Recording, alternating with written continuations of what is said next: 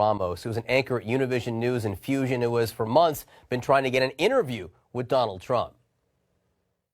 Jorge, we just heard Donald Trump over the weekend. He was again pushed for specifics about his immigration plan. You've raised a lot of doubts about that plan and what's inside it, and you say that, in your opinion, it's just all wrong. How so?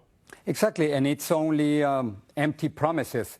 What he's trying to sell, the utopia he's trying to sell to the American public, simply doesn't work. It's impossible. He cannot deport 11 million people from this country. Can you imagine? Just let's stop for a moment. Let's imagine, how is he going to deport 11 million people?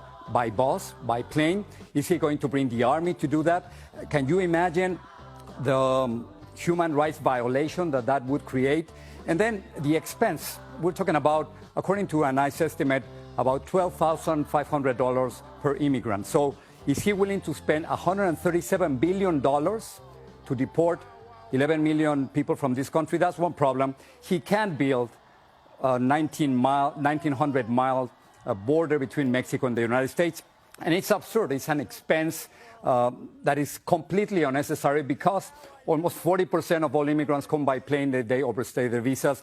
And of course, he cannot deny citizenship to the children born here to undocumented parents for one very simple reason. That's the Constitution. That's the 14th Amendment. So everything that Donald Trump is trying to sell is false. It's not going to work, and it is impossible with the Trump presidency that it could be done. I want to ask you a little bit about his attitude and maybe the why behind what he's saying. You said that he is, and I quote, "no question the loudest voice of intolerance, hatred, and division in the United States."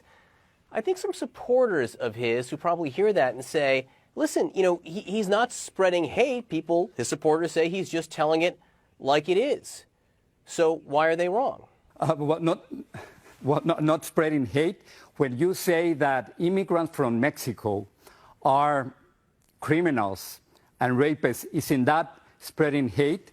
When you call U.S. citizens anchor babies, is that not spreading hate? When you call 11 million people in this country illegals, and no human being is illegal, isn't that spreading hate? That's precisely what is affecting the Hispanic community.